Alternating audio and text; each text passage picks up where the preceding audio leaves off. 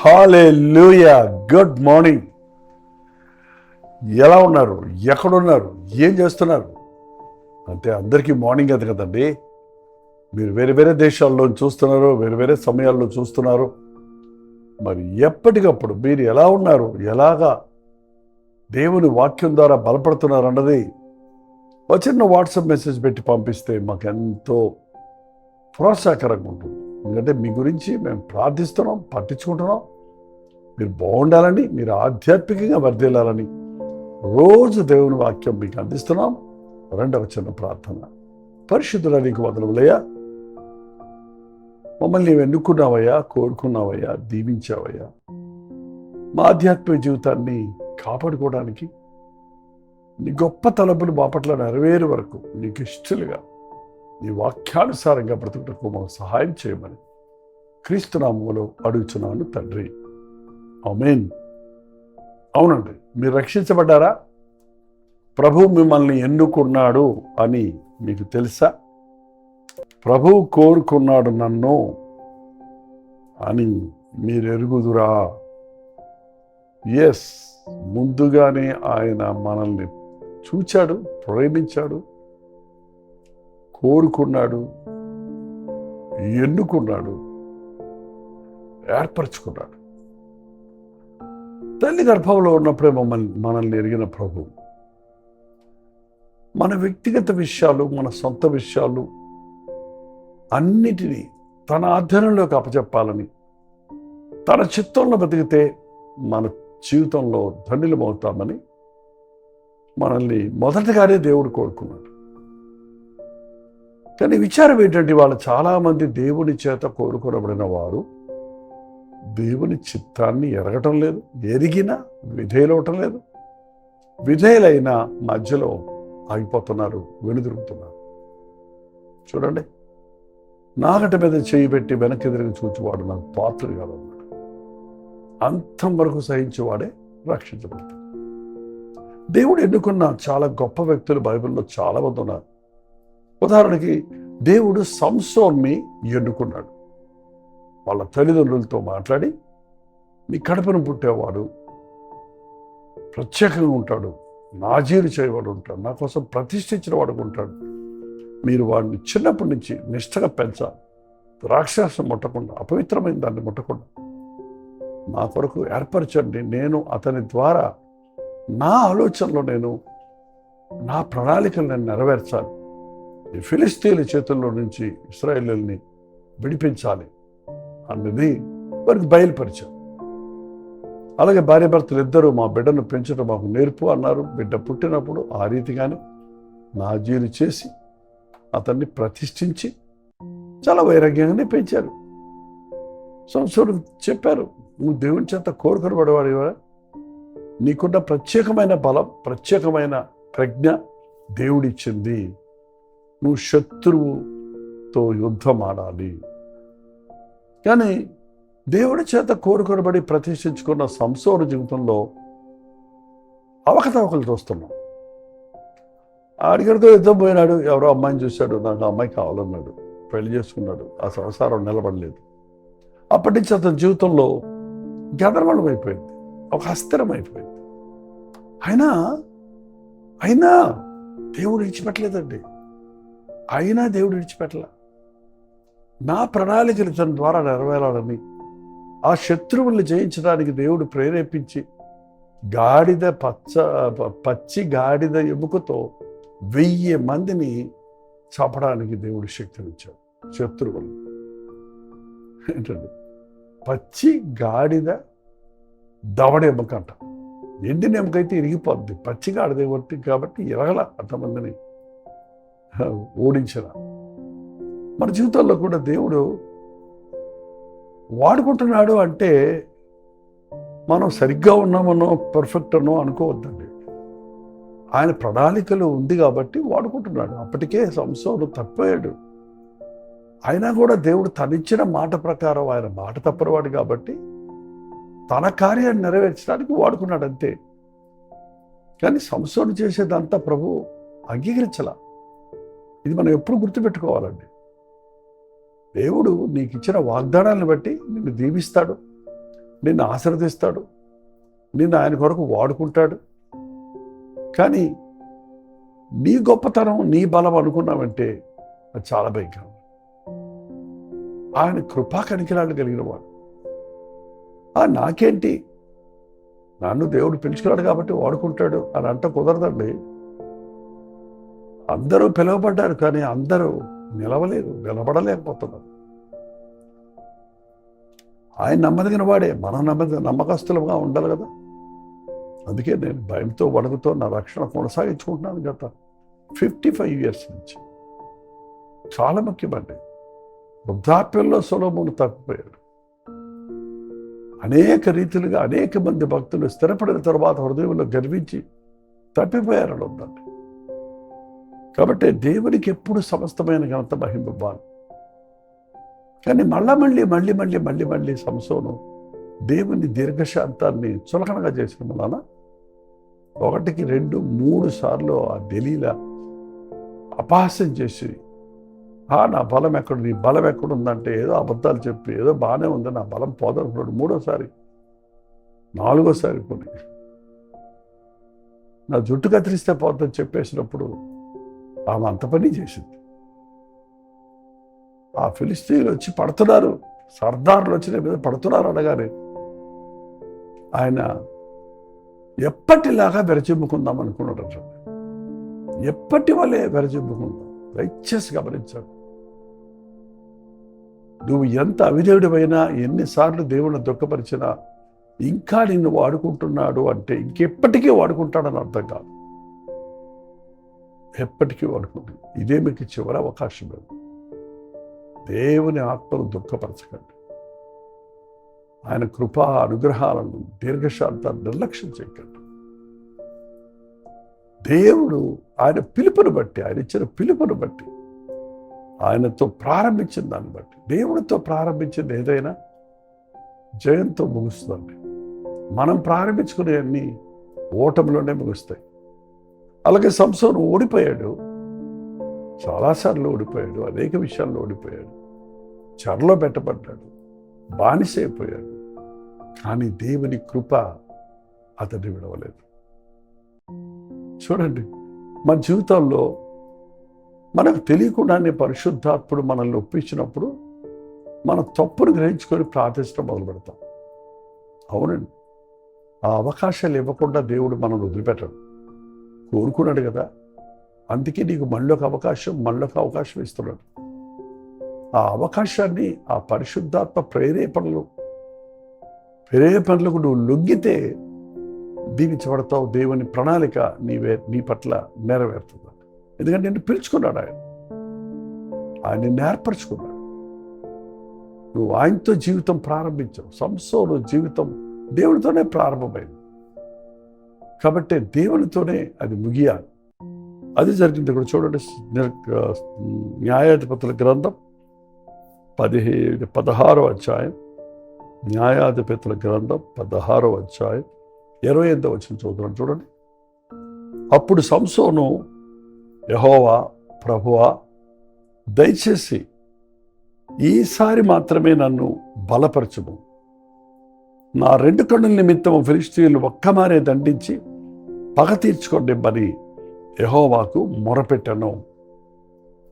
అక్కడ అందరూ 3000 మంది సర్దారులు, ప్రజలు, స్త్రీలు గుంపులుగా చేరుండి ఈయన ఒక బఫూన్గా చేసి ఆటాడిస్తూ ఉన్నప్పుడు అంధుడుగా, సంఖ్యలేసి బంధించబడిన వాడిగా, తన స్థితిని దేవుడు ఎన్నుకున్నవాడిని కదా నేను, దేవుని కొరకు జయశీలుడిగా గాడిద పచ్చి దవడేపక తీసుకొని 1000 మందిని చంపినోండి కదా నేను. ఎన్నోసార్లు దేవుడు తన యుద్ధములో నన్ను వాడుకొని జయమిచ్చాడు కదా. ఎందుకు నా బ్రతికేలాగా ఓటమైపోయింది? నేను బానిసైపోయాను. అయ్యో, బానిసలకు బానిసైపోయానన్నాడు జాన్ న్యూటన్ అనే ఆయన చాలా షిప్పులున్న ఒక ధనవంతుడి కుమారుడు. అతడు ఆ ఓడల్లో వెళ్తున్నప్పుడు ఒక నీగ్రో బానిసతో స్నేహం చేయటం మొదలుపెట్టాడు. లవ్ అఫైర్ అంటారు చూడండి. ఇప్పుడు తప్పుడుగా ప్రవర్తించి ఆమెకు బానిసైపోయాడు. చివరికి ఆమె అతన్ని ఎంత ఏడిపించిందంటే ఆ రొట్టె ముక్క పెడతానికి కిందేసి కాళ్ళ మీద వేసి తీసుకో నాకు అనేదట. అరే నేను యజమాన్ని, ఇంత పెద్ద అధికారిని, ఈ బానిసకు నేను బానిసైపోయానని గ్రహించేటట్టుగా పరిశుద్ధాత్ముడు ఆయన ఒప్పించినప్పుడు, అయ్యో నేను బానిసకు బానిసైపోయానే, నువ్వు రక్తమిచ్చి కొన్న నేను మనుషులకు బానిస కావద్దన్నావే అని పశ్చాత్తాపడి మారుమడిచి పొందాడు. ఆయన రాసిందే అమేజింగ్ గ్రేస్ అని మంచి పాట ఉంటుంది. ఆయన అనుభవం నుంచి రాశాడు. ఇక్కడ సంసారం కూడా ఆ విరోధులకి బానిసైపోయాడు. వారు ఇష్టం వచ్చినట్టు ఆటలాడిస్తున్నారు. కానీ దేవుడు కోరుకున్నవాడు కదా, దేవుడు ఎన్నుకున్నవాడు కదా, దేవుడు వదిలిపెట్టాడు. దేవుడు వదిలిపెట్టాడు. సోదరుల దేవుడు నిన్ను వదిలిపెట్టాడు. నువ్వు ఒకప్పుడు దేవుడికి నమ్మకంగా ఉన్నావు, ఒకప్పుడు నువ్వు బాగా ప్రార్థన చేసావు, ఇప్పుడు దేవుడిని మర్చిపోయావు, ఇప్పుడు దేవునికి దూరం అయిపోయావు, ఇప్పుడు నీ ఇష్టానుసారంగా ప్రవర్తిస్తున్నావు. నీ ప్రారంభం బాగుండింది, కానీ ఇప్పుడు నువ్వు పక్కదారి పెట్టావు. అయినా దేవుని కృప నిన్ను వెంటాడుతుంది.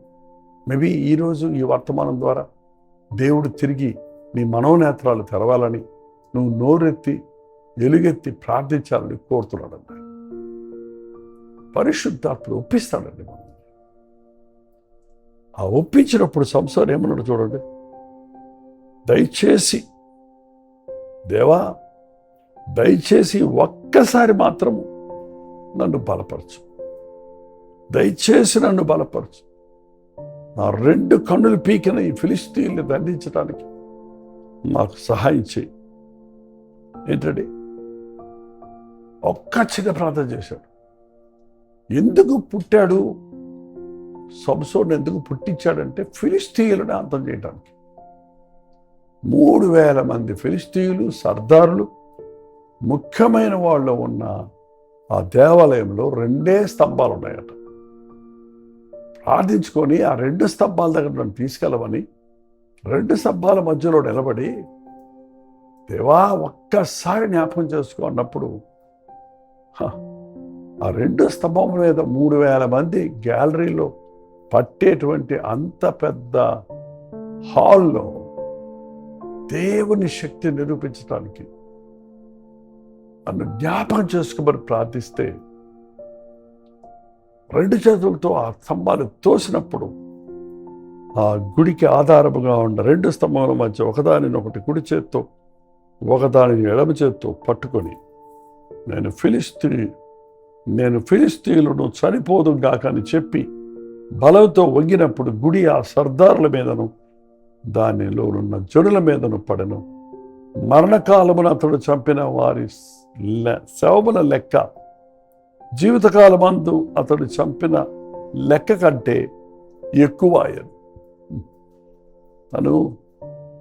తన జీవితకాలములో శత్రువుల్ని ఎదిరించి చంపిన దానికంటే ఆ ఒక్కరోజు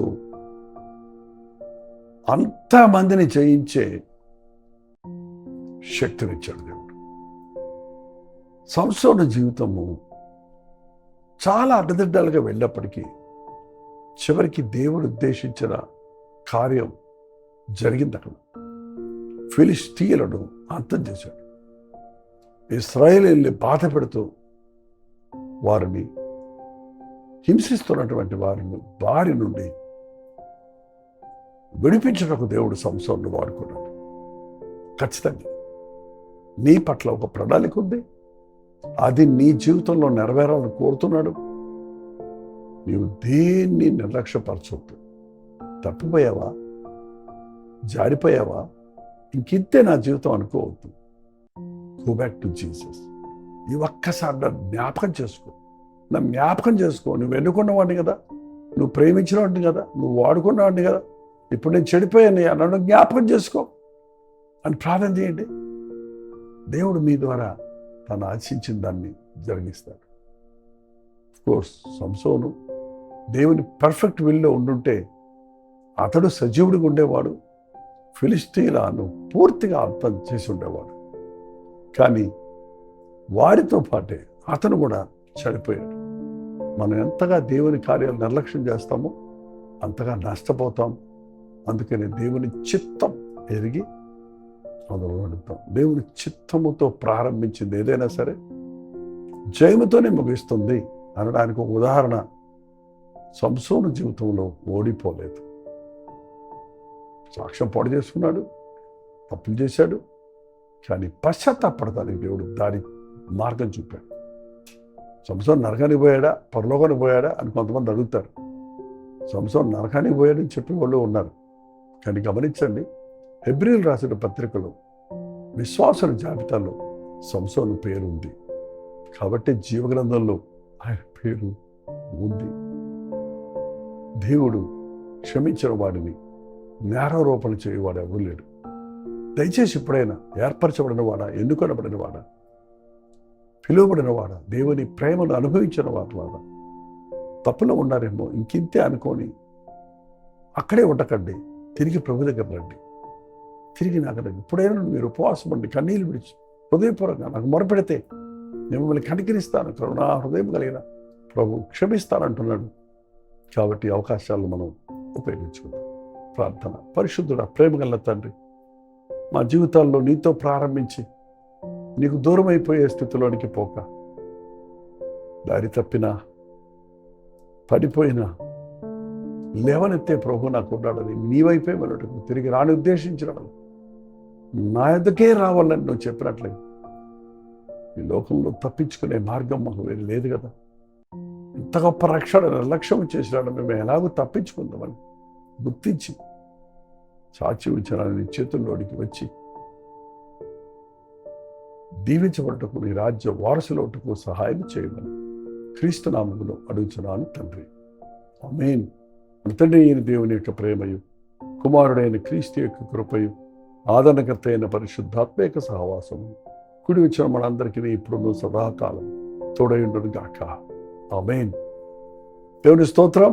మీ ప్రార్థనా సుతుల భారాలు 954041 నెంబర్కి, మీరు ఇతర దేశాల్లో ఉంటే 91001000 నెంబర్కి టెక్స్ట్ లేక వాయిస్ మెసేజ్ ద్వారా వాట్సాప్ పెట్టండి. మీ పక్షంలో మేము ప్రార్థిస్తున్నాం, మీరు ప్రార్థించండి. తప్పక ప్రభు జయమిస్తారు. ప్రభు చిత్తమైతే మధ్యాహ్నం 3 గంటల హెచ్చరిక, అలాగే రాత్రి 9 గంటల కలువరి ప్రతి దొరిలో మళ్ళీ కలుసుకుందాం. అంతవరకు దేవుని మహాకృప మీ తోడైంది.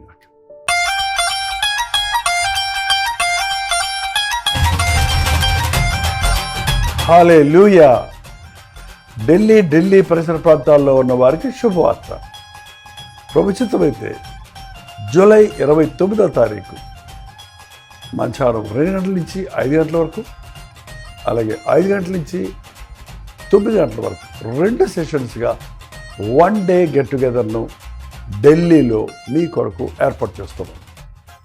ఢిల్లీ పరిసర ప్రాంతాల్లో ఉన్న తెలుగువారు, తమిళ వారు, మరి ముఖ్యంగా హిందీ వారు, ఇతర భాషల వారు కూడా హాజరవుతారని, కల్వరి దర్శనం ప్రోగ్రామ్స్ చూస్తున్నవారు, సోషల్ మీడియా ద్వారా వాక్యం వింటున్నవారు, మీరందరూ ఈ గెట్ టుగెదర్కి హాజరైతే మనందరం కలిసి ప్రభువును స్తుతించడానికి, వ్యక్తిగతంగా మీకోసం ప్రార్థించి ముఖాముఖిగా మిమ్మల్ని చూడటానికి నేను ఆశపడుతున్నాను. గుర్తుపెట్టుకోండి, జూలై 29వ తారీఖు మధ్యాహ్నం 2 గంటల నుంచి 5 గంటల వరకు, అలాగే 5 గంటల నుంచి 10 గంటల వరకు జరిగే ఈ 1 డే రిట్రీట్కి ఖచ్చితంగా హాజరవ్వాలి. చిరునామా గమనించండి, YWCA అశోక రోడ్, న్యూఢిల్లీ. ఇంకా విషయం మీకు వివరాలు కావాలంటే ఇదిగో QR కోడ్ స్కాన్ చేసుకోండి, లేకపోతే కింద ఇవ్వబడినటువంటి ఫోన్ నెంబర్కి మీరు కాల్ చేసి తెలుసుకోండి. రండి, మనందరం కలిసి మన ప్రభువునందు ఆనందిద్దాం, ఆధ్యాత్మికంగా బలపడదాం.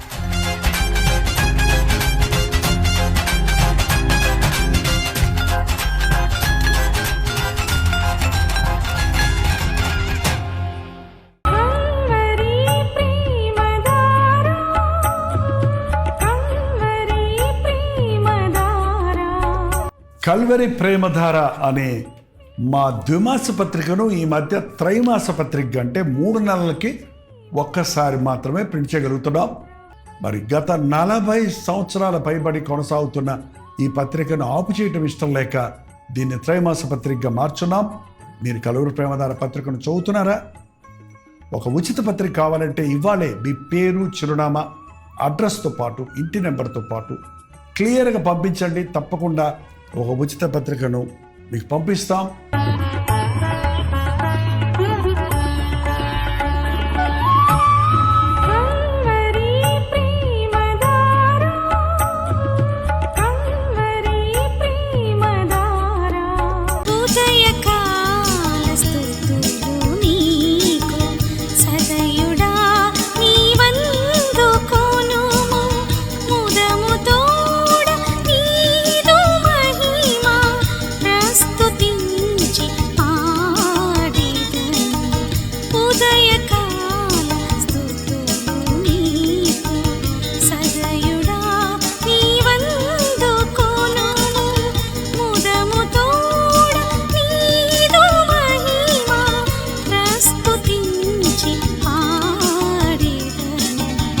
ఉదయక